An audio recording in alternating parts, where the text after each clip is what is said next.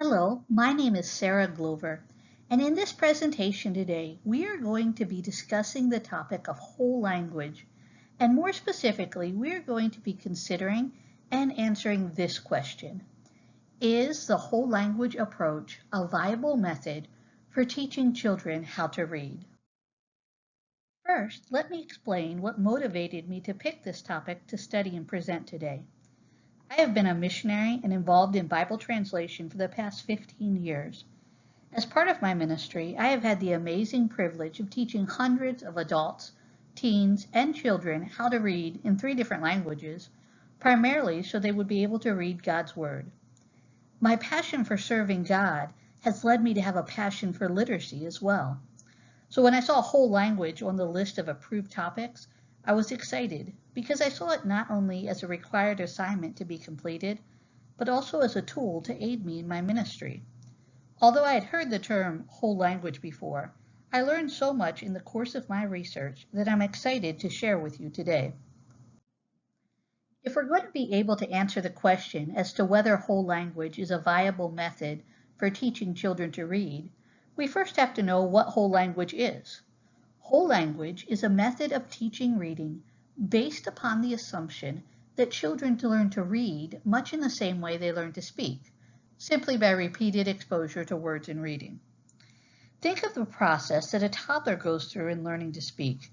They are surrounded by spoken language from the moment they are born. They are spoken to long before they have any comprehension of the words being spoken to them. Yet I have never heard a parent sit down with their toddler child and say this: "Okay, Johnny, put your lips in this position and hold your tongue that way, and then gently blow air across your vocal cords, and then, voila, you will be able to speak." No, simply through exposure to the spoken word and through a process of trial and error, which the child's parents and grandparents find so adorable, the child begins to speak without any formal instruction being given. But does reading happen in the same way? Can a child be simply exposed to words and reading and vicariously acquire the necessary skills for a lifetime of literacy? Proponents of whole language instruction would propose that they could. Another way this can be explained is by looking at the idea of primary knowledge versus secondary knowledge. Primary knowledge refers to knowledge that is acquired naturally and effortlessly through experiences and social interactions. In contrast, secondary knowledge refers to knowledge that must be explicitly taught.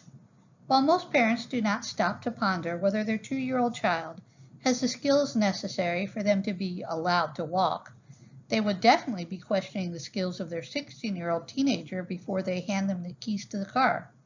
But why?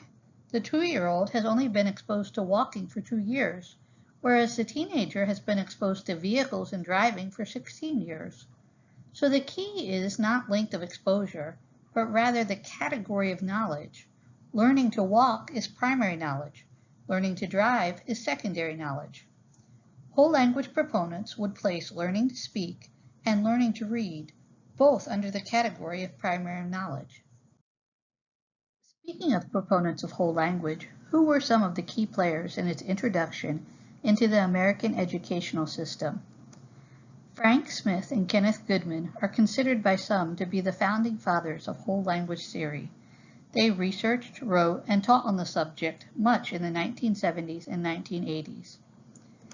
Before them, John Dewey championed the ideas via his progressive education reform. Horace Mann, known as the father of the Common School movement, firmly supported the whole language theory throughout his lifetime.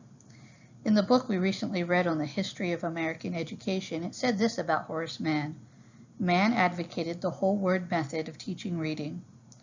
While we know that Horace Mann was influenced by various European philosophers and educators, in 1830 he heard teaching on the whole language theory by Thomas Gallaudet, who introduced the idea to the English-speaking world. Gallaudet was using it as a means of teaching signs to the deaf. There are a few terms that are synonymous with whole language instruction that I want you to be familiar with. There might become a day when you are evaluating a literacy curriculum and you are wanting to know the basis from which that curriculum is coming. So whole language might also be referred to as the top-down approach. Phonics is often referred to as a bottom-up approach, but whole language is a top-down approach, sometimes called the real books approach or the look-see approach. As you're studying whole language curriculum, you'll see these types of terms: shared reading experiences, silent reading times, DEAR, D-E-A-R, drop everything and read, SSR, sustained silent reading, or big books. It's funny, and I might be dating myself here, but I always remembered a portion of one of Beverly Cleary's books in the Ramona series. This comes from Ramona Quimby, age 8. It was published in 1981 and is extremely insightful to the thought processes of the time in which it was written. Here's an excerpt from that book. Then another good part of the 3rd grade began the 2nd week of school. Just before her class was to make its weekly visit to the school library, Mrs. Whaley announced, "Today and from now on, we are going to have sustained silent reading every day." Ramona liked the sound of sustained silent reading, even though she was not sure what it meant, because it sounded important. Mrs. Whaley continued, "This means that every day after lunch, we are going to sit at our desk and read silently to ourselves any book we choose in the library." "Even mysteries?" someone asked. "Even mysteries," said Mrs. Whaley. "Do we have to give book reports on what we read?" asked one suspicious member of the class. "No book reports on your sustained silent reading books," Mrs. Whaley promised the class. Then she went on, "I don't think sustained silent reading sounds very interesting, so I think we will call it something else." Here she printed 4 big letters on the blackboard, and as she pointed, she read out, D-E-A-R. Can anyone guess what these letters stand for? The class thought and thought. "Do everything all right," suggested someone. A good thought, but not the right answer. "Don't eat a reader," suggested Yardape. Mrs. Whaley laughed and told him to try again.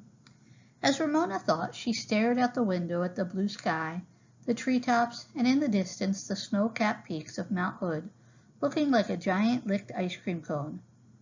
R could stand for run, and A for end. "Drop everything and run," Ramona burst out. Mrs. Whaley, who was not the sort of teacher who expected everyone to raise a hand before speaking, laughed and said, "Almost right, Ramona, but have you forgotten? We're talking about reading." "Drop everything and read," chorused the rest of the class. Ramona felt silly. She should have thought of that herself. Ramona decided that she preferred sustained silent reading to DEAR because it sounded more grown up. When time came for everyone to drop everything and read, she sat quietly doing her sustained silent reading. How peaceful it was to be left alone in school. She could read without trying to hide her book under her desk or behind a bigger book. She was not expected to write lists of words she did not know, so she could figure them out by skipping and guessing. Mrs. Whaley did not expect the class to write summaries of what they read either, so she did not have to choose easy books to make sure she would get her summary right. Now, if Mrs. Whaley would leave her alone to draw, too, school would be almost perfect. Yes, sustained silent reading was the best part of the day. As I thought on the fact of how that story remained with me, I remembered something powerful we read recently in our History of American Education book. It had said this in that book: "The proposals of Jefferson, Rush, and Webster, etc., might look impressive on the page, but the textbooks were the real impact makers." A simple Google search of whole language will help you to see that at the opposite end of the spectrum from whole language-based reading instruction is phonics-based reading instruction.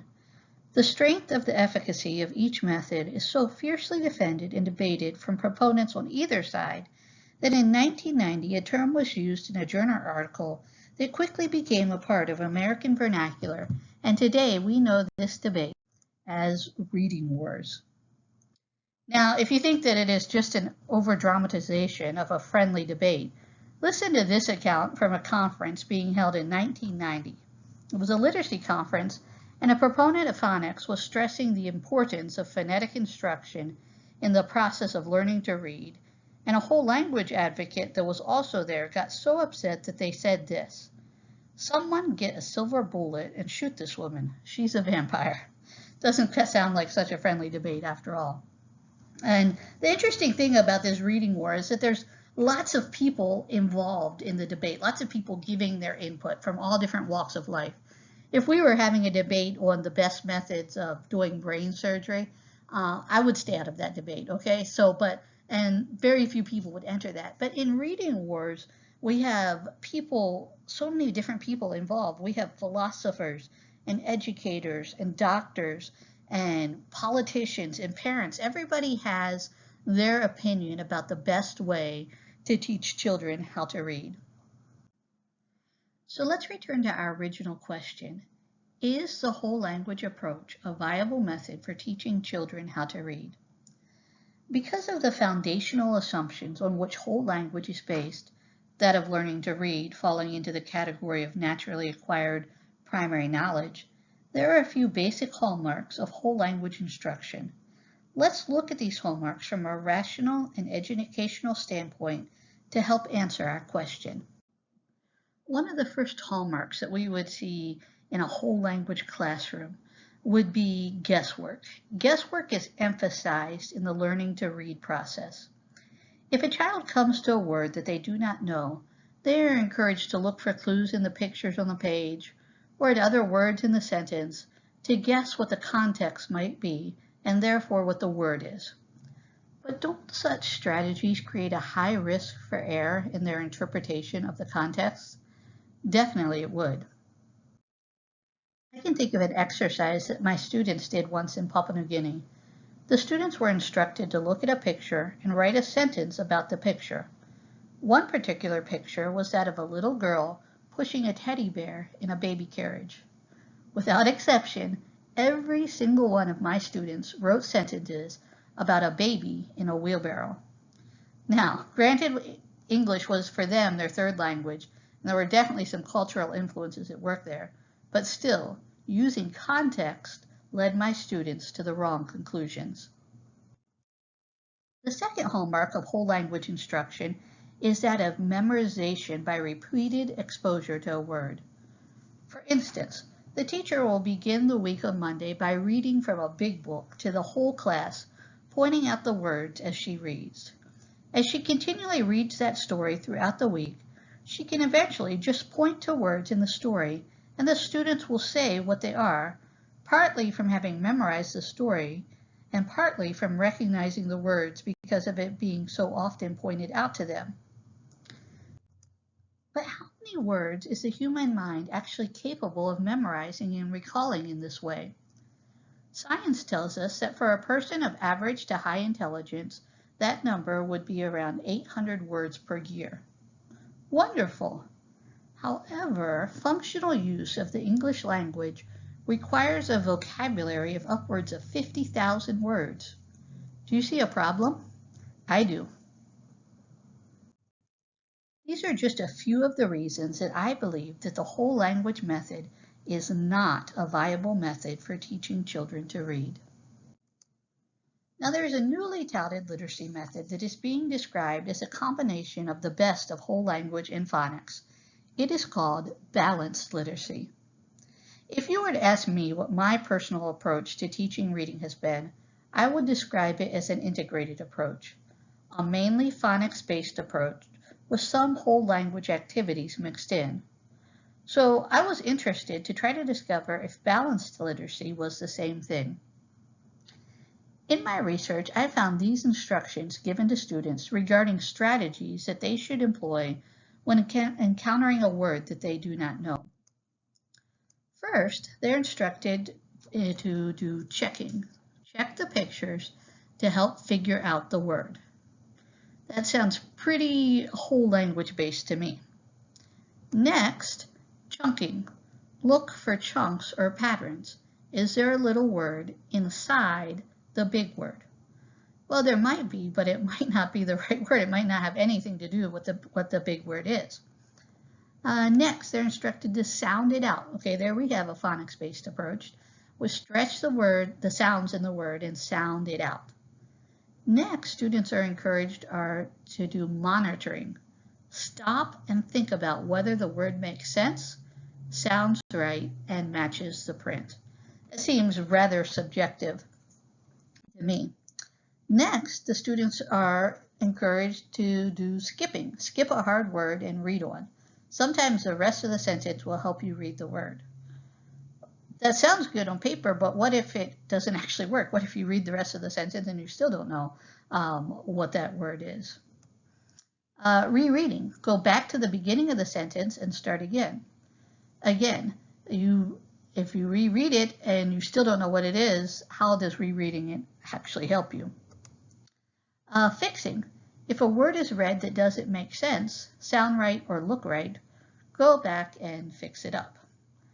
Again, if we tell our 6-year-old kindergarten students to just fix that word, we might come up with some interesting fixes to these words that aren't accurate. And then finally, they're encouraged to guessing.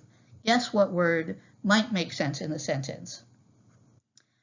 So to me, this balanced literacy approach just seems to be not as balanced as what was originally thought. What do you think? For myself, based upon experience, logic, and research, I would join rank with those on the side of the reading war who are fighting for a stronger emphasis on phonics-based reading instruction.